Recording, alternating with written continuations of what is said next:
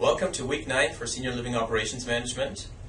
This is our last week together, and I'm actually filming myself from Fort Worth, Texas. I'm here for a company conference. And this week we're going to talk about startups, mergers, and acquisitions. Startups, we'll discuss the planning phase, the marketing phase, and other important topics around how you plan and implement and actually start the operation of a senior living community. We'll also discuss mergers and acquisitions. There have been some recent acquisitions in the senior living industry, for-profit and not-for-profit, and we'll discuss a few of those in the PowerPoint. And we'll go a little bit into opportunities and challenges when it comes to senior living operations and mergers and acquisitions of those. For next week, I will post a finals overview and a recap of our class. We'll either do that in person through the video or in a PowerPoint format, and I will post on Blackboard guidelines for the final as well. Thank you, everybody, and we'll jump right into the topic with our PowerPoint. New development and startups of senior living communities have slowed down due to the economic crisis recently here in the last months and years. Mergers and acquisitions have seen a slight uptick due to a few factors. One is smaller providers or single-site facilities are looking to align themselves with bigger organizations and partners, and investment groups are looking at organizations that have experienced financial problems and are looking for an attractive price to buy out those organizations. Let's start with startups first. A startup and development of a new senior living project goes through a very extensive process of planning, the design, marketing, pre-sales, then the construction. There are typically finance covenants and requirements such as financial, debt service coverage, and so forth, and occupancy requirements attached to loan documents if a project is funded through the issuance of debt. There are regulatory requirements at the federal and state level. Obviously, once the project is constructed, we as operators have to be ready for the opening of the community for the first move-in of residents until we reach stabilized operations. The following slides go into a little more detail of each of the stages. I just wanted to point out a few highlights for each slide. In the planning stage, it's very important to do your market research to make sure that the number of units and the size of the facility matches the market demand. And a market penetration rate is a good indicator to measure how many units the market can bear and how many units we want to build in any given market. And we address that in our marketing and sales class. Architectural design considerations. We want to make sure the units that we create are very residential, have lots of features that make our residents feel at home and appreciate the community, and the amenities including in those considerations are the unit sizes. The new generation of seniors prefers a larger unit size. The 500 square foot independent living apartments are a thing of the past. We're looking at 1500 square foot units with rather upscale finishes, including wall finishes, fixtures, the carpet, trim, solid countertops such as granite, and so forth. Here are some design considerations, and you can go through those in the PowerPoint that I posted on Blackboard. The marketing phase of a new development in a startup, we call it blue sky marketing because there's nothing there. It's important to to tell the story and to be able to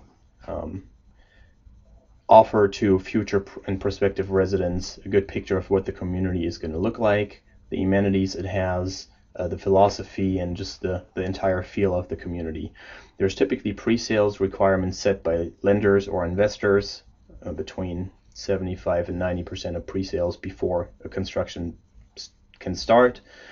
If it's an entrancy product, it's important to eventually convert the pre-sales to committed future residents. If people put down a deposit, let's say a 10% or a 20% deposit on any given apartment, it's important to convert those into residents later on. Construction, you typically go through a general contractor you sign a contract with. That contractor will give you a guaranteed maximum price, the GMP, which guarantees the substantial completion of the building within those parameters. There's typically a construction contingency dollar amount for any unexpected events that happen during construction. The contractor will follow the construction schedule, and the construction phase ends with the issuance of the certificate of occupancy by the building inspector, which means we're ready for move-in. Here's some financial covenants that you can read through that should look familiar to you from the financial class, finance and accounting class we had as part of this course. Regulatory environment requirements include building codes, licensing, and so forth.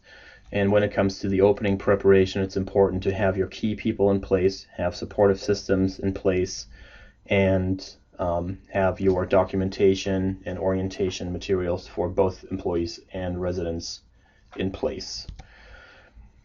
Then the first residents move in, following a fill-up schedule of the community.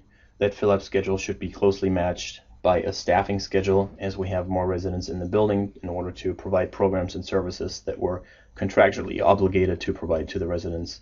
And we've reached stabilized occupancy in the industry. We typically say around 95% of occupancy. Mergers and acquisitions. You can read through the definition of merger and acquisition. How are senior living projects valued when it comes to a merger or an acquisition? There's different approaches. The revenue approach, for example, a multiple of revenue.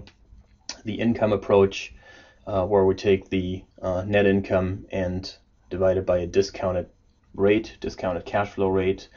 For skilled nursing or assisted living facilities, cost per unit or cost per bed are numbers that investors look at or potential buyers look at. And I published an online article about prices and where the prices are typically going.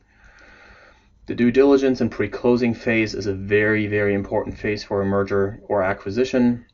That includes that buyer and seller exchange financial information. The buyer wants to know the financial shape the facility is in, all the contracts, employee benefits, employee programs, the program's amenities in general, just to get a real good feel for what the facility actually entails and the entire financial picture. And details such as the sales price, any other terms and conditions are included in the purchase and sale agreement or the PSA. When it comes to implementation or post-closing, it's important to communicate.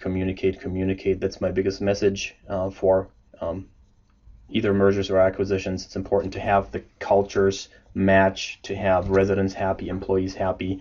This slide here shows some challenges and opportunities. When it comes to challenges, we often see that business systems mismatch, and it's not as easy as originally thought to connect to business systems. The company culture may not match, and so it's important to get residents and also employees on board to not face resistance to the change. That can be a very painful process if residents resist the change, if employees resist the change. So it's important to communicate.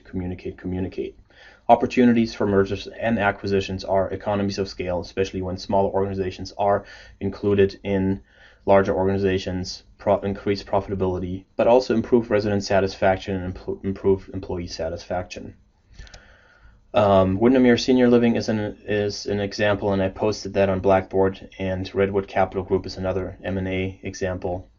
Redwood acquired Erickson Retirement following some financial difficulties there, and you can read those online articles as well. Thank you, and we'll see you again soon. Thank you.